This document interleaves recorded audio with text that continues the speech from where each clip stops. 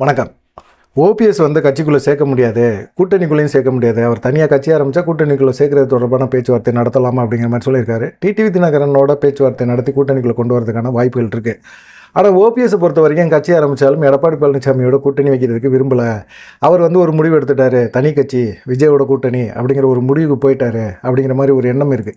ஏன்னா காஞ்சிபுரம் மாவட்ட செயலாளர் ஆலோசனை கூட்டத்தில் நடக்கும்போது ரஞ்சித்குமார் மாவட்ட செயலாளர் வந்து பேசும்போது என்ன சொன்னார்னா, உங்கள் காலில் கூட இவ்வளோ தயாராக இருக்கிறாங்க, நீங்கள் வந்து எப்படியாவது எங்களை வந்து திரும்ப அதிமுகவில் சேருங்க, ஒருங்கிணைந்த அதிமுக உருவாக்குங்க, ஒருங்கிணைந்த அதிமுக தான் தொண்டர்கள் விரும்புகிறாங்க அப்படிங்கிற மாதிரி பேசிட்டார். ஆனால் உண்மையிலேயே வந்து இந்த மாதிரி பேசுனது தப்பு அப்படின்னு சொல்லிட்டு ஓபிஎஸ் ஆதரவாளர்கள்லாம் சொல்லிக்கிட்டே இருக்காங்க. வைத்திலிங்கம் அந்த மேடையில் இருந்தார், டக்குன்னு எந்திரிச்சு போயாவது அந்த மைக் ஆஃப் பண்ணிவிட்டு இது தனிப்பட்ட முறையில் ரஞ்சித்குமாரோட கருத்து, ஓபிஎஸ் ஆதரவாளரோட கருத்து கிடையாது அப்படின்னாவது சொல்லியிருக்கலாம். ஆனாலும் அவங்க ரஞ்சித்குமார் பேசிட்டாரு அப்படிங்கிறனால விட்டுட்டாங்க. ஆனால் ஓபிஎஸ் கட்சியிலேருந்து வெளியேற்றின பிறகு எடப்பாடி பழனிசாமினால் ஜெயிக்க முடியுமா அப்படின்னு கேட்டிங்கன்னா ஜெயிக்கிறது ரொம்ப கஷ்டம். ஏன்னா ஏற்கனவே டிடிவி தினகரன் போய் தான் 2021 அதிமுக கிட்டத்தட்ட ஒரு 21 இடங்களில் வந்து பரவலான ஒரு தோல்வியை கொடுத்தது. அந்த மாதிரி தோல்வியை கொடுத்தோன்னா திரும்ப ஆட்சி அமைக்க முடியாத ஒரு சூழ்நிலை எடப்பாடி பழனிசாமிக்கு உருவாச்சு. அதை பின்னாடி உணர்ந்தார். ஏற்கனவே அமித்ஷா வந்து சொல்லியிருந்தார், டிடிவி தினகரனை அட்லீஸ்ட் ஒரு அதிமுக கூட்டணிக்குள்ளேயாவது கொண்டு வந்துடலாம் அப்படின்னு சொன்னார். அப்போ ஓபிஎஸ் இருந்தார், கூட இருந்தார். தென் மாவட்டங்களில் வந்து ஓபிஎஸ் ஜெயிக்கிறதுக்கே மிகப்பெரிய ஒரு சங்கடத்தை ஏற்படுத்தி விட்டார். அப்போ சட்டமன்றத்தில் வந்து அர்ஜென்ட்டாக வன்னியர்களுக்கு உள்ளிட ஒதுக்கீடு 10.5% கொடுத்தார்.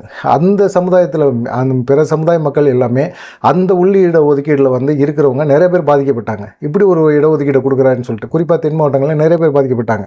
அப்போ வந்து ஓபிஎஸ் கூட எடப்பாடி பழனிசாமிகிட்ட நீங்கள் அப்படியெல்லாம் கொடுக்காதீங்க, தேர்தல் முடிஞ்ச பிறகாவது தரேன்னு சொல்லி வாக்குறுதி கொடுங்க அப்படிங்கிற மாதிரி சொன்னார். ஆனால் எடப்பாடி பழனிசாமி ஒரு குறுகலான ஒரு நோக்கத்தோடு அதை கொடுத்தாரு. ஏன்னு கேட்டிங்கன்னா கண்டிப்பாக இது வந்து இந்த வந்து தீர்மானம் வந்து நிறைவேற்ற முடியாது, சட்டமன்றத்தில் நிறைவேற்றலாம், நம்மளோட கூட்டணியில் இருக்கிறனால பாஜக அதை நிறைவேற்றி கொடுக்கும், கவர்னர் வந்து ஓகே சொல்லிடுறாரு. அதை வந்து இப்போதைக்கு டெம்பரவரியாக அந்த பகுதி மக்களை, வன்னியர் சமுதாய மக்களை வந்து ஏமாற்றலாம். ஏன்னா அவருக்கு எடப்பாடி பழனிசாமிக்கு வன்னியர் சமுதாய மக்களோட ஓட்டு கிடைச்சா போதும். ஏன்னா அவர் வெற்றி பெறுறதுக்கும் அதே போல் மேற்கு மண்டலத்தில் வெற்றி பெறுறதுக்கும் அதிமுக வெற்றி பெறுறதுக்கும் வன்னியர் சமுதாய மக்களோட ஓட்டு ரொம்ப ரொம்ப முக்கியம் அப்படிங்கிறத கால்குலேட் பண்ணி தான் அவர் வந்து இது பண்ணார். அதே சமயத்தில் தென் மாவட்டங்களை ஜெயிச்சு நம்ம வெற்றி பெறணும் அப்படிங்கிற எண்ணம் கூட அவர்கிட்ட இல்லை. ஏன்னா தென் மாவட்டங்களே எனக்கு தேவையில்லை அப்படின்னு சொல்லி நினைச்சார்.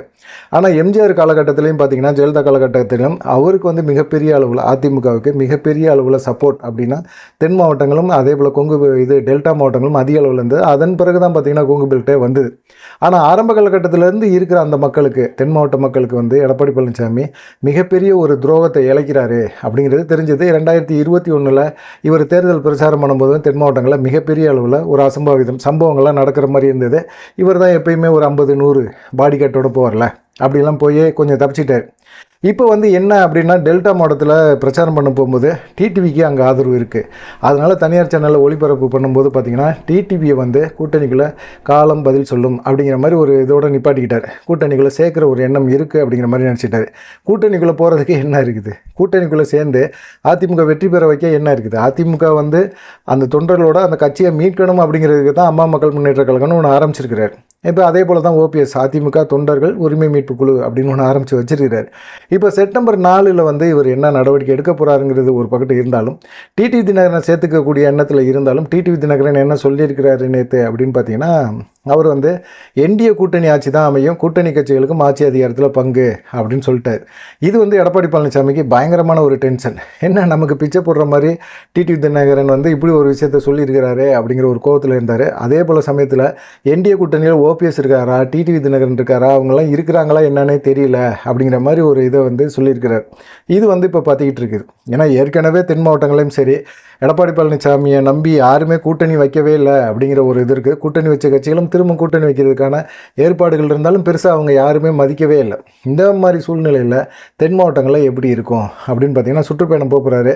அந்த மாதிரி சமயத்தில் ஏதாவது பஞ்சாயத்து பிரச்சனை எதுவுமே ஆயிடக்கூடாது அப்படின்னு நினைக்கிறாரு. ஓபிஎஸ் போகிறனால என்ன மிகப்பெரிய இழப்பு இருக்குமா அப்படின்னு பார்த்தீங்கன்னா, கண்டிப்பாக இழப்பு இருக்கும். 2024 நாடாளுமன்ற தேர்தலில் ஓபிஎஸ் இல்லாமல் எடப்பாடி பழனிசாமி அந்த தேர்தலை சந்தித்தார். ஆனால் அந்த தேர்தலில் வந்து கிட்டத்தட்ட பார்த்தீங்கன்னா ஓபிஎஸ் மட்டுமே ஒரு 3 லட்சம் வாக்குகளை வாங்கியிருக்கார், சுயேட்சையாக நின்று வாங்கியிருக்கிறார். ஒரு தொகுதியில் மட்டுமே அவருக்கான நாடாளுமன்ற தொகுதியில் அவருக்கான ஒரு செல்வாக்கு இவ்வளோ இருக்குது. ஆனால் ஓபிஎஸ் தனிப்பட்ட முறையில் வாங்கியிருக்க வாய்ப்பில்லை அப்படின்னாங்க. ஆனாலும் பார்த்திங்கன்னா அங்கே ஏகப்பட்ட பேர் ஆர்பி உதயகுமார் வந்து ஓபிஎஸ்ங்கிற பேரில் உள்ளவங்களை நிப்பாட்டி அப்படியே வாக்கு சதவீதத்தை பிரிக்கணும் அப்படிங்கிற ஒரு எண்ணம் அவர் மைண்டில் இருந்தது. ஆனால் அதெல்லாம் தாண்டி ஓபிஎஸ் ஜெயிச்சார்ல, சுயேட்சையாக நின்று 2வது இடத்துக்கு வந்தார்ல. தென் மாவட்டங்களில் குறிப்பாக பார்த்தீங்கன்னா எல்லாம் நிறைய இடங்களில் டெபாசிட்டு, 3வது இடம் கூட வர முடியாத ஒரு சூழ்நிலை, இப்படி நிறையா மாறி போச்சு. எடப்பாடி பழனிசாமி அதெல்லாம் யோசிக்க மாட்டேங்கிறார். கட்சியில் இருக்கிற உண்மையான அதிமுக விசுவாசிகள் எல்லாமே சொல்கிற ஒரு விஷயம், ஒருங்கிணைந்த அதிமுகவை ஆரம்பிங்க. இப்போ கூட்டணி கட்சிகள்லாம் பார்த்தீங்கன்னா ஏன் வந்து எடப்பாடி பழனிசாமி கூவி கூவி அழைக்கிறார், சீமானை வாங்க அப்படிங்கிறாரு, விஜய் வாங்க அப்படின்னு கூப்பிட்றாரு. எல்லாமே முதலமைச்சர் கேண்டிடேட். அப்படி இருக்கிறவங்க எப்படி இவர் கூட வருவாங்க? இவரும் முதலமைச்சர் ஆகணுங்கிறாரு. இவர் முதலமைச்சருக்கு ஆகிறதுக்காக அவங்க கட்சியை வழி நடத்தலை. அவர் என்ன நினைக்கிறார் எடப்பாடி பழனிசாமி, அவங்களுக்கெல்லாம் அப்படி துட்டை தூக்கி போட்டோம்னா அவங்கெல்லாம் நம்மளுக்கு ஆதரவாக கடைசி நேரத்தில் வந்துருவாங்க அப்படின்னு நினைக்கிறாரு. எல்லாமே துட்டுக்கு ஆசைப்பட்டாங்கன்னா அதோட கட்சி முடிஞ்சிடும், சோழியை முடிச்சிருவாங்க, அவங்களுடைய கட்சி தொண்டர்களே முடிச்சிருவாங்க. இப்போ விஜய் வந்து முதல் தேர்தலாம் சந்திக்கிறார். விஜயகாந்த் போலையோ மக்கள் நீதி மையம் போலையோ இவர் வந்து தனித்து செயல்பட்டார் அப்படின்னா கண்டிப்பாக இவர் வந்து ஜெயிக்க போகிறதில்ல. ஆனால் யாரோடைய வாக்கு வங்கியில் அதிகமாக பிரிப்பார், அதனால் வந்து பார்த்திங்கன்னா அந்த கட்சி தோற்றுரும் அப்படின்னு சொல்கிறாங்க. குறிப்பாக பார்த்திங்கன்னா அதிமுக சார்பில் என்ன சொல்கிறாங்க, சிறுபான்மையினர் ஓட்டை அதிகமாக பிரிப்பார். குறிப்பாக அவர் கிஷோர் விஜய் இப்போ சமீபத்தில் சேலத்தில் நடந்த இதில் கூட வந்து இவர் புஸ்லி ஆனந்த் பேசும்போது கூட நம்மளுடைய மாண்புமிகு பொதுச் செயலாளர் தலைவர் அப்படின்னு சொல்லி ஜேவின்னு சொல்கிறாரு, ஜோசப் விஜய் அப்படிங்கிறத ஜேவின்னு சொல்கிறாரு. இதை வந்து அங்கே இருக்கிற தொண்டர்களே விரும்பலை. அப்புறமா மாற்றி தளபதி அப்படின்னு சொன்னார். அந்த மாதிரி தான் இருக்குது. அவங்க வந்து அந்த சிறுபான்மையினரோட்ட குறி வைக்கிறாங்க. அதில் பேசினா ஆதவ அர்ஜுனா கூட என்ன சொன்னார், குரான் மேலே சத்தியமா அப்படிங்கிற மாதிரி சொன்னார். எந்த சூழ்நிலையும் நாங்கள் பாஜகவோட கூட்டணி வச்சுருக்க கட்சிகளோட கூட்டணி கிடையாது அப்படிங்கிற மாதிரி அழுத்தமாக பேசினார். அவங்களோட எய்ம் ஃபுல்லாக சிறுபான்மையினர் ஓட்டு தான். இந்த மாதிரி சிறுபான்மையினர் ஓட்டு விஜய்க்கு இருக்கிற மாசு, இதை தாண்டி பார்த்திங்கன்னா இப்போது ஓபிஎஸும் தனி கட்சி ஆரம்பித்து கண்டிப்பாக வந்து அவரும் போய் விஜயோட கூட்டணி வைக்க போகிறாரு அப்படின்னு சொல்கிறாங்க. இந்த கூட்டணி தென் மாவட்டங்கள் டெல்டா மாவட்டங்களில் மிகப்பெரிய அளவில் ஒரு சக்ஸஸை கொடுக்கும் அப்படிங்கிறாங்க.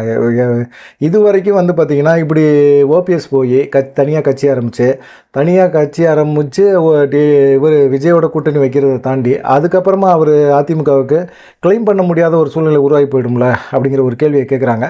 இருக்கட்டுமே, இனிமேல் அதிமுக கிளைம் பண்ணி என்ன பண்ணுறது, அதான் போயிடுச்சே, முடிஞ்சு போச்சே, சோழியை முடிச்சிட்டாங்களே. 2016 வந்து 45% வாங்கினா அதிமுக 2021 33.3% தான் வாங்குச்சு. எதிர்கட்சியாக தான் உட்கார முடிஞ்சது. நாடாளுமன்ற தேர்தலில் தேமுதிகவோட கூட்டணி, எஸ்டிபிஐயோட கூட்டணி இப்படிலாம் வச்சு அதிமுக வந்து 18.5% தான் வாக்கு வாங்கியிருக்குது. இப்படிப்பட்ட ஒரு சூழ்நிலையில் எப்படி இனிமேல் வந்து அதிமுக ஜெயிக்க முடியும் அப்படிங்கிற இவ்வளோ கும்பல் வருதப்பா. எடப்பாடி பழனிசாமி பேசுகிறாரு, இவ்வளோ கும்பலை காட்டுறாங்களே, எல்லாமே எப்படி காட்டுறாங்க, என்ன பண்ணுறாங்க அப்படிங்கிற விஷயம் எல்லாத்துக்குமே தெரியும். இந்த மாதிரி சமயத்தில் ஓபிஎஸும் தனியாக கட்சி ஆரம்பித்து விஜயோட கூட்டணி வச்சார் அப்படின்னா கண்டிப்பாக அது எடப்பாடி பழனிசாமிக்கு மிகப்பெரிய அளவில் சிக்கலை கொடுக்கும். 2021 சட்டமன்ற தேர்தலில் பார்த்திங்கன்னா டிடிவி தினகரன் தனியாக போகும்போது 21 இடங்களில் மிகப்பெரிய அளவில் அதிமுக ஓட்டு வங்கியை பிரித்தார். குறிப்பாக வந்து தென் மாவட்டங்களில் பிரித்தார். இப்போ ஓபிஎஸும் தனியாக போயிருக்காரு. ஒருவேளை டிடிவி தினகரன் பாஜக கூட்டணியில் இருந்தாலும் ஓபிஎஸ் அந்த கூட்டணியில் இல்லை, விஜயோட கூட்டணி வைக்கிறாரு அப்படின்னாலும் கண்டிப்பாக வந்து ஓபிஎஸ்னால் டிடிவி தினகரன் அளவுக்கு தாக்கத்தை ஏற்படுத்த முடியாது அப்படின்னாலும் ஓரளவுக்காவது அதில் பாதியாவது ஒரு தாக்கத்தை ஏற்படுத்துவார். கண்டிப்பாக டிடிவி தினகரன் அவருடைய வாக்கு சதவீதத்தை வாங்கினாலும் ஓபிஎஸ் வந்து அதிமுக ஓட்டுகளை பிரிப்பார். அதிமுக மேலே கடுப்பில் இருக்கிற அந்த மக்கள் எல்லாமே கண்டிப்பாக வந்து எடப்பாடி பழனிசாமிக்கு ஓட்டு போட மாட்டாங்க. இப்போ ஓபிஎஸ் இருந்த அந்த பொருளாளர் பதவியில் தானேப்பா இப்போ திண்டுக்கல் சீனிவாசனை போட்டிருக்காங்க. திண்டுக்கல் சீனிவாசனும் அதே சமுதாயத்தை சேர்ந்தவர் தானே. அதே போல் சட்டமன்றத்தில் எதிர்க்கட்சி துணைத் தலைவராக இருந்த ஓபிஎஸ்க்கு அதை எடுத்துகிட்டு ஆர்பி உதயகுமார் கொடுத்துருக்குறாங்க. எல்லாமே அதே சமுதாயத்தை சேர்ந்தவங்க தானே. அப்படி இருக்கும்போது அவங்களுக்கு சமுதாய ஓட்டுகள் கிடைக்காதா? அது இல்லாமல் பாஜகவோட கூட்டணி, பாஜகவில் இருக்கிற நயினா நாகேந்திரன் எப்படி அதே சமுதாயத்தை சேர்ந்தவர் தானே. அப்போ ஓட்டு போட மாட்டாங்களா அப்படின்னா ஓபிஎஸ்க்கும் அவங்களுக்கும் ஈக்குவல் ஆகாது அப்படிங்கிறத அந்த மக்கள் உணர்ந்திருக்காங்க. குறிப்பாக பார்த்திங்கன்னா அவங்களுக்கு தெரிஞ்சது எல்லாமே வந்து எடப்பாடி பழனிசாமிக்கு ஓட்டு போடக்கூடாது, அவ்வளோதான் அப்படிங்கிற மாதிரி இருக்கிறாங்க. அது இல்லாமல் பார்த்திங்கன்னா ஒருங்கிணைந்த அதிமுக இருந்தால் தான் இவங்க கண்டிப்பாக வந்து கூட்டணிக்குள்ளே வர கட்சிகளும் வரும். இப்போ வந்து விசியாக கூப்பிட்டாலும் எடப்பாடி பழனிசாமிக்கு தனிப்பட்ட முறையில் ஒரு செல்வாக்கு கிடையாது. அவருடைய அதிமுக எல்லாமே ஒரு குறுகிய வட்டத்துக்குள்ளே, அது அந்த கொங்கு பெல்ட்டுக்குள்ளே மட்டும் ஒரு சில குறிப்பிட்ட தொகுதிகளில் மட்டும் நிற்கிது அப்படிங்கிற மாதிரி தான் யோசிக்க ஆரம்பிச்சிடாங்க. இவரோட கூட்டணி வச்சா நம்ம கட்சியும் சேதாரமாயிடும்ப்பா அப்படிங்கிற ஒரு பயம் அவங்களுக்கு இருக்குது. இப்போ விசிகா திமுகவோட முரண்பாடுகள் இருந்தாலும் விமர்சனங்கள் இருந்தாலும் அவங்க ஏன் திமுக கூட்டணியை தொடர்றாங்கன்னா நம்ம போகிற இடம் வந்து வெற்றி பெறணும், நம்ம வெற்றி பெறணும். மாநில அந்தஸ்து இப்போ தான் வாங்கியிருக்கோம் அப்படின்னா இந்த அந்தஸ்தை வந்து நம்ம கண்டினியூவாக வச்சுக்கணும். அப்படி இல்லாமல் நம்ம போய் எடப்பாடி பழனிசாமி சப்போர்ட் பண்ணி தேவையில்லாமல் நமக்கு நாமே ஆப்படிச்சிக்கிற மாதிரி ஒரு விஷயம் நடந்துடக்கூடாது அப்படிங்கிற ஒரு பயம் அவங்களுக்கு இருக்குது. இப்போ பாமகக்குள்ளே உட்கட்சி பிரச்சனை, அவங்க யாரை ஆதரிக்க போகிறாங்கன்னு கடைசி நேரத்தில் தெரிஞ்சாலும் எடப்பாடி பழனிசாமி பாமகவோட ஆதரவு இல்லாமல் அவர்னால் வந்து அவருடைய பகுதியில் அவர் வெற்றி பெறவே முடியாது அப்படிங்கிற ஒரு சூழ்நிலை இருக்குது. இப்படி ஏகப்பட்ட விஷயங்கள் வந்து அவருக்கு எதிரியாக இருக்குது. தாவேகாவோட வந்து கூட்டணி பேச்சுவார்த்தை நடத்திக்கிட்டே இருக்கிறாரு. விஜய் எப்படியாவது இழுத்து கொண்டு வந்துடலாம், எவ்வளோ பெரிய பிரம்மாண்டமான அமௌண்ட்டை கொடுத்து நம்ம அவரை கூட்டிகிட்டு வருவோம் அப்படிங்கிற மாதிரி ஒரு எண்ணத்தில் இன்னமும் பேச்சுவார்த்தை நடத்துகிறாங்க. அவர் சம்பாதிக்காத பணமா, அவர் ஒரு படத்துக்கு எவ்வளோ கோடிகளை வாங்கிட்டு இருக்காரு, அவர் சம்பாதிக்காத பணமா, அவர் பார்க்காத பணமா, அவர் வந்து அவருடைய இமேஜை காப்பாற்றி தான் ஆகணும். இந்த தேர்தலில் அவர் தான் முதலமைச்சர் வேட்பாளர், அவர் தான் முதலமைச்சராக நிற்கிறதுக்கு தகுதி அப்படிங்கிற மாதிரி இருக்காங்க. அதே போல் ஓபிஎஸ் வந்து தனியாக கட்சி ஆரம்பித்தாலும் விஜயை முதலமைச்சராக ஏற்றுக்கக்கூடிய மனப்பக்குவத்தில் இருக்கிறார். அவர் பார்க்காத பதவியெல்லாம் கிடையாது, பார்த்துட்டார். அதனால வந்து அவருக்கு துணை முதலமைச்சர் அப்படின்னு கொடுத்தாங்க அப்படின்னா கண்டிப்பாக விஜய்க்கு வந்து ஒரு மிகப்பெரிய ஒரு மாசை வந்து காட்ட முடியும். தென் மாவட்டங்களையும் டெல்டா மாவட்டங்களும் ஏற்கனவே விஜய் மாசில் தான் இருக்கிறாரு. அந்த மாதிரி சூழ்நிலையில் ஓபிஎஸும் கூட சேரும்போது கண்டிப்பாக வந்து இது மிகப்பெரிய ஒரு வெற்றியை கொடுக்கும், தாவேகாவுக்கு ஒரு வெற்றி வாய்ப்பை அதிகமாக கொடுக்கும் அப்படின்னு சொல்கிறாங்க. இதில் வந்து ஏற்கனவே அதிமுகவோட கூட்டணி வச்ச கட்சிகள் எதுவுமே திரும்பவும் அதிமுகவோட, அது குறிப்பாக எடப்பாடி பழனிசாமியோட கூட்டணி வைக்கிறதுக்கு விரும்பலை. ஒருங்கிணைந்த அதிமுக உருவாக்குங்க, சசிகலாவை கொண்டு வாங்க, ஓபிஎஸை கொண்டு வாங்க, டிடிவியை கொண்டு வாங்க, அதே போல் எல்லாத்தையுமே விலகி போன எல்லாத்தையுமே கேசி பழனிசாமிலேருந்து பெங்களூர் புகழையிலேருந்து எல்லாத்தையுமே கூட்டிகிட்டு வாங்க, எல்லாருமே தொடர்ந்து நம்ம பயணம் பண்ணால் தான் அதிமுக, ஒருங்கிணைந்த அதிமுக தான் ஒரு வலுவான அதிமுக அப்படிங்கிற மாதிரி ஒரு எண்ணத்தில் இருக்கிறாங்க கூட்டணி பேச்சுவார்த்தை நடத்தக்கூடிய கட்சிகளே. ஆனால் எடப்பாடி பழனிசாமி அப்படிலாம் கிடையாது, கட்சி ஏன் கட்டுப்பாடில் இருக்குது அப்படிங்கிற மாதிரி. அப்போ கட்சி ஜெயிக்கணுமா வேணாமா அப்படின்னா அதெல்லாம் ஜெயிக்குது ஜெயிக்கலை அதை பற்றிலாம் எனக்கு கவலை கிடையாது. ஒரு வேளை நான் முதலமைச்சர் ஆனால் பரவாயில்ல, முதலமைச்சர் ஆகலைன்னா எதிர்க்கட்சி தலைவர், எதிர்க்கட்சியே ஆகலைன்னா கட்சி இருக்குதுல்ல, கட்சிக்கான சொத்து இருக்குல்ல, அது போதும் நமக்கு. மீதியெல்லாம் என்ன இருக்குது நமக்கு, இது வந்து நிரந்தர வருமானம் அப்படிங்கிற ஒரு அடையாளத்தோடு நம்ம இருந்துட்டு போயிடுவோம் அப்படிங்கிற ஒரு எண்ணத்தில் எடப்பாடி பழனிசாமி இருக்கிறாரு அப்படிங்கிற மாதிரி இருக்கிறாங்க. எடப்பாடி பழனிசாமி கத்தி பார்க்குறாரு. கூட்டணிக்கு எந்த கட்சியும் வரல, திமுக கூட்டணியாக அவரால் உடைக்க முடியல, என்ன பண்ணுறதுன்னே தெரியல. திருமாவளவன் கூட தொடர்ந்து வந்து பார்த்திங்கன்னா எடப்பாடி பழனிசாமியை விமர்சனம் பண்ணுறாரு. பாஜகட்ட அதிமுகவை அடைச்சிட்டாரு, திமுக தான் விமர்சனம் பண்ணால் திமுக கூட்டணி கட்சிகளும் விமர்சனம் பண்ணுறாரு. இவர் எந்தெந்த கட்சியை கூப்பிட்றாரோ அந்தந்த கட்சிகள் எல்லாம் பார்த்திங்கன்னா எடப்பாடி பழனிசாமியை கடுமையான ஒரு விமர்சனத்தை வைக்கிறாங்க. அப்புறம் எதுக்காக கூப்பிட்றாங்க? அதிமுகங்கிறது ஒரு வலுவான கட்சியாக இருந்தது. ஒரு காலகட்டத்தில் வந்து தேர்தல் நெருங்குது அப்படின்னா அதிமுகவோட அலுவலகத்தில் போய் காத்திருப்பாங்க எல்லாருமே கூட்டணி தொடர்பான பேச்சுவார்த்தை நடத்துறதுக்கு. ஆனால் இன்றைக்கி அப்படியே தலைகீழாக மாறி கிடக்குது. எடப்பாடி பழனிசாமி கூட்டணிக்கு வாங்க வாங்கன்னு கூப்பிட்டு இருக்கிறாரு. இந்த ஒரு நிலைமை தேவையா? இந்த ஒரு நிலைமை ஏற்படுறதுக்கு என்ன காரணம் அப்படின்னா ஒருங்கிணைந்த அதிமுக இல்லை, எனக்கு குடைச்சல் கொடுக்குறாங்க, எனக்கு கட்சிக்குள்ளே வந்து என் செல்வாக்கை சரிக்கிறாங்க அப்படிங்கிற மாதிரி எடப்பாடி தரப்பு சொன்னாலும் அதை சரி கட்ட வேண்டியது எடப்பாடி பழனிசாமி தான். தன்னை ஒரு பொதுச்செயலாளர் ஆக்கணும் அப்படின்னா அது வந்து மக்கள் கவனிப்பாங்கள்ல. எப்படியெல்லாம் இவர் பொதுச்செயலாளர் ஆனார், எப்படியெல்லாம் இவர் முதலமைச்சர் ஆனார், எப்படியெல்லாம் இவருக்கு ஓட்டு போட்டால் என்ன செய்வார். இப்போ வந்து என்ன செய்கிறாரு, இலவசங்களை வாரி கொடுக்கணும்னு சொல்கிறாரு, தாலிக்கு தங்கம் தர போகிறேன் அப்படிங்கிறாரு. சரி, அது ஜெயலலிதா கொண்டு வந்த திட்டம், நடைமுறையில் அவர் தான் வந்து அதை நிப்பாட்டினார், பொருளாதார சிக்கலில் அவர் நிப்பாட்டினார். ரெண்டாவது இப்போ வந்து உயர் ரக பட்டு சேலைகள் கொடுக்க போகிறோம் அப்படிங்கிற மாதிரி இருக்குது சொல்கிறாரு. பொங்கலுக்கு 2500 தரேன்னு சொல்கிறாரு. இப்படி வந்து எல்லா விஷயங்களும் பார்த்திங்கன்னா ஏடாகூடமாக பேசுகிறாரு. இப்போ மகளிருக்கான உதவித்தொகை 1500 கொடுப்பேன் அப்படிங்கிறாரு. எல்லாமே வந்து பார்த்திங்கன்னா நாங்கள் வந்து இலவசமாக கொடுத்து இந்த மக்களை மூளை செலவு பண்ணி யோசிக்க விடாமல் செஞ்சு இவங்களுக்கு வந்து நம்ம ஓட்டு போட்டுருவாங்க மக்கள் அப்படிங்கிற ஒரு எண்ணத்தில் இருக்கிறார். தாலிக்கு தங்கமும் வேணாம், பட்டு சிலையும் வேணாம், 1500 மகளிர் கொடுக்க வேண்டியதும் வேணாம், மாணவர்களுக்கு படிக்கிறதுக்கு இலவச கல்வியை கொடுங்க, மருத்துவமனை கட்டி வைங்க, இலவச மருத்துவமனை ப்ரைவேட்டில் நிறையா டெக்னாலஜியோடு இருக்கலாம், அந்த மாதிரி ஒரு மருத்துவமனைகள்லாம் கட்டி வைங்க, அது மாதிரி செய்யுங்க மக்களுக்கு. மக்கள் வந்து அந்த விஷயத்தில் தான் பாதிக்கப்படுறாங்க. டாஸ்மார்க்கில் மூடுங்க, இந்த மாதிரி விஷயங்களை பண்ணுங்கள். ஏன் அதை விட்டுட்டு இலவசத்தை கொடுக்குறேன் இப்படி நான் திமுகவோட நான் வந்தேன்னா நல்லது பண்ணுவேன். நீங்கள் இருந்த வரைக்கும் என்ன பண்ணீங்க அப்படிங்கிறத சொல்லுங்கள். வெள்ளம் வந்துச்சுல, திமுக ஆட்சி காலகட்டத்தில் வெள்ளம் வந்துச்சுல, அப்போ வந்து இறங்கி வேலை பார்த்தீங்களா? இல்லையே, வேட்டி நனைஞ்சிடக்கூடாதுன்னு சொல்லிட்டு ஓடி போயிட்டீங்களே. அந்த மாதிரிலாம் யோசிப்பாங்கள்ல. வெள்ள நிவாரணத்தில் பாதிக்கப்பட்ட மக்களுக்கு நீங்கள் என்ன பண்ணீங்கன்னு யோசிப்பாங்களா? யோசிக்க மாட்டாங்களா? அப்படிப்பட்ட ஒரு சூழ்நிலை இருக்குது. பார்க்கலாம். எடப்பாடி பழனிசாமி ஒருங்கிணைந்த அதிமுக உருவாக்காத வரைக்கும் அவரோட கூட்டணி வைக்கிறதுக்கு எந்த கட்சிகளும் தயாராக இல்லை அப்படின்னு சொல்கிறாங்க. பார்க்கலாம் என்ன நடக்கும் அப்படிங்கிறத. நீங்கள் என்ன நினைக்கிறீங்க? ஓபிஎஸ் வந்து விஜயோட கூட்டணி வச்சா எப்படி இருக்கும் அப்படிங்கிறத நீங்கள் மறக்காமல் சொல்லுங்கள். இப்போ வந்து ராமதாஸ் வந்து இப்போ அன்புமணி நாளையிலேருந்து வந்து சுற்றுப்பயணம் போகிறாரு. பாமகவோட கொள்கைகள்லாம் வச்சுக்கிட்டு அவர் வந்து சுற்றுப்பயணம் போகிறாரு. ஆனால் இப்போ ராமதாஸ் வந்து ஒரு கெடுக்குப்பிடியை போடுறாரு. என்ன பண்ணுறாரு அப்படின்னா, பாமகவோட தலைவர் அன்புமணி கிடையாதுங்க, அவர் பேர் எனக்கு பின்னாடி, அவர் பேருக்கு பின்னாடி என் பேரை பயன்படுத்தக்கூடாது, இன்சியலாக வேணால் பயன்படுத்திங்க, திரும்பவும் இதே சொல்கிறாரு. ஒரு மகனாக இருந்தால் கூட மிகப்பெரிய ஒரு கடுப்பு வரும்.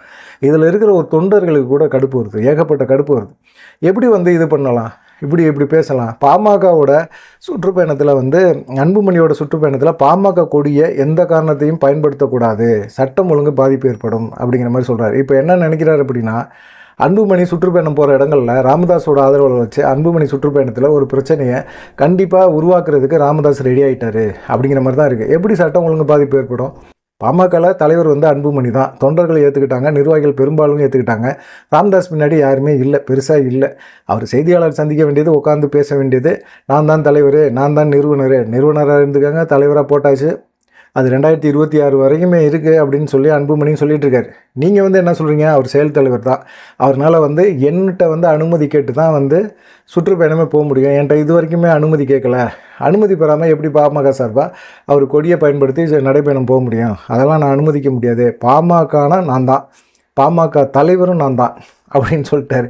இதெல்லாம் கேட்கும்போது பார்த்தீங்கன்னா சிரிப்பாக தான் வருது. எப்படி இதை வந்து ராமதாஸ் வந்து இப்படியெல்லாம் பேசுகிறாரு? இவர் வந்து என்ன பண்ணியிருக்காரு? இந்த ஊமை ஜனங்களுக்காக நான் போராடினேன். என்ன போராடினார், என்ன பண்ணார்? அந்த மக்களை வச்சு சம்பாரித்தார், பெருமளவில் சம்பாரித்தார். இப்போ அந்த மக்களுக்காக போராடுறேன், நடைப்பயணம் பண்ணுறேன் அப்படின்னு சொல்லி ஒருத்தர் நடக்கிறாரு, சொந்த மகன் நடக்கிறாரு அப்படின்னா விட்டுட்டு போக வேண்டியது தானே? சரி, கட்சியை ஒரு நல்ல வழிக்கு கொண்டு போகிறாரு அப்படின்னா ராமதாஸ் வந்து இப்போயே வந்து இது பண்ணிடுறாரு. இப்போ என் வீட்டில் ஒட்டு கேட்கும் கருவியை வச்சது யார் அப்படின்னு நான் கண்டுபிடிச்சிட்டேன். அப்புறம் எதுக்குன்னு உங்களுக்கு தெரிஞ்சிருக்குல்ல, நான் உட்காந்துருக்க சேர்லேயே வந்து ஒட்டு கேட்குற கருவி வச்சுருக்காங்க அப்படின்னு யார் வச்சுருக்கான்னு உங்களுக்கு தெரிஞ்சிருக்கு. அப்புறம் ஏன் தனியார் துப்பறிவு நிறுவனத்தில் வந்து அதை ஒப்படைச்சிங்க, அப்புறம் அந்த கருவி எடுத்தீங்க, லண்டன்லேருந்து வாங்கிட்டு வரப்பட்ட கருவி, பல லட்சம் பெறும் அந்த கருவி அப்படின்னு சொல்கிறார். ஒரு சாதாரண ஒரு சைனா ஃபோனோட உள்ளே இருக்கிற பாடியோட இதாக தான் தெரியுது. அதை வச்சுக்கிட்டு அவர் பயங்கரமான ஒரு பில்டப்பை கொடுக்குறாரு. அன்புமணி மேலே குற்றச்சாட்டுக்கு கொண்டு போகிறார். அவர் பெத்த பையன் மேலே குற்றச்சாட்டெல்லாம் சொல்ல மாட்டார். சௌமியா அன்புமணி மேலே தான் சொல்லுவார். சௌமியா அன்புமணி தான் ஆளை வச்சு ஏற்பாடு பண்ணி நான் உட்காந்துருக்க இடத்துல இது பண்ணியிருக்காங்க, நான் யார்கிட்ட பேசுகிறேங்கிறத ஒட்டு கேட்டு உடனே ஒரு அரை மணி நேரம் 1 மணி நேரம் கழித்து நான் என்ன பேசினா அவன் என் கூட அப்படிங்கிற விஷயத்த வந்து அப்படியே கேதர் பண்ணி அவங்க பேசி நீ வந்து சின்னையை வந்து பாரு அப்படின்னு சொல்லி பேசுகிறாங்க அப்படிங்கிற மாதிரி சௌமியா மேலே தான் அவங்க குற்றச்சாட்டே சொல்கிறாரு. ஆனாலும் பார்த்தீங்கன்னா அந்த குற்றச்சாட்டு நிரூபிக்கப்படலை. இப்போ வந்து காவல்துறையிட்ட புகார் கொடுத்தாங்க, காவல்துறை விசாரிக்க போனாங்க. இதை நாங்கள் வந்து தனியார் நிறுவனத்தில் கொடுத்துட்டோம் அப்படிங்கிற மாதிரி சொல்கிறாங்க. காவல்துறை விசாரிக்கணும்ல, விசாரிக்கும் போது இவங்க ஏன் தனியார் நிறுவனத்தில் கொடுக்குறாங்க? அதுவும் இல்லாமல் இப்போ ஒட்டு கேட்குற கருவி வச்சுருந்தாங்கன்னா ராமதாஸ் யார்கிட்ட பேசியிருந்தாரு, என்னென்ன பேசினார் அப்படிங்கிற விஷயம்லாம் அவங்களால நோண்டி எடுக்க முடியும். நோண்டி எடுத்தாங்க அப்படின்னா கண்டிப்பாக ராமதாஸ்கிட்ட பேசின நபர்களோட ராமதாஸ் என்னென்ன பேசினார் அப்படிங்கிற விஷயமே வெளியே வரும். சாதாரண சாட்டை துறைமுகனோட ஒரு செல்ஃபோனை பறிமுதல் பண்ண உடனே பார்த்திங்கன்னா அவர் செல்ஃபோனில் வச்சுருந்த நிறைய ஆடியோக்கள் வெளியாகி கட்சிக்குள்ளே ஒரு பிரச்சனை உருவாச்சு. அந்த மாதிரி ஒரு சூழ்நிலை ராமதாஸுக்கு உருவாயிடும். ராமதாஸ் ஏன் பயப்படணும்? காவல்துறை வந்து விசாரணை பண்ணுறாங்களா, விசாரணை பண்ணால் அதுக்கு ஒத்துழைப்பு கொடுக்கணும். அந்த கருவியை வாங்கி அவங்கள்ட்ட கொடுத்து அவங்க பேசுகிறது என்னென்ன அப்படிங்கிற விஷயம் கண்டுபிடிச்சிருவாங்க அப்படிங்கிற ஒரு பயத்தில் இப்போ வந்து உளறல 2வது பாகமாக என்ன சொல்கிறாரு, யார் வச்சான்னு எனக்கு தெரியும், தெரிஞ்சால் சொல்ல வேண்டியதுனா ஓப்பனா ஒட்டு கேட்குற கருவி வச்சாங்கன்னு சொல்கிறீங்கள, வச்ச பிறகு சொல்ல வேண்டியதுனா ஏன் இதுன்ட்டு. இப்போ என்னென்னா இந்த மாதிரி சட்டம் ஒழுங்கு பிரச்சனை ஏற்பட்டுரும், அதனால் வந்து அன்புமணி சுற்றுப்பயணத்தில் பாமக கொடி அப்புறமா கட்சி பேர் இது எதையுமே பயன்படுத்தக்கூடாது அப்படின்னு சொல்லி இப்போ ராமதாஸ் வந்து ஒரு பிரச்சனை பண்ணிகிட்ருக்காரு. இந்த பிரச்சனையை எப்படி பார்க்குறாங்க, ராமதாஸோட குரூப் எப்படி பார்க்குறாங்க, பாமக கட்சிக்காரங்க எப்படி பார்க்குறாங்க அப்படிங்கிற ஒரு விஷயத்த மறக்காமல் கமெண்ட் பண்ணுங்கள். நன்றி, வணக்கம்.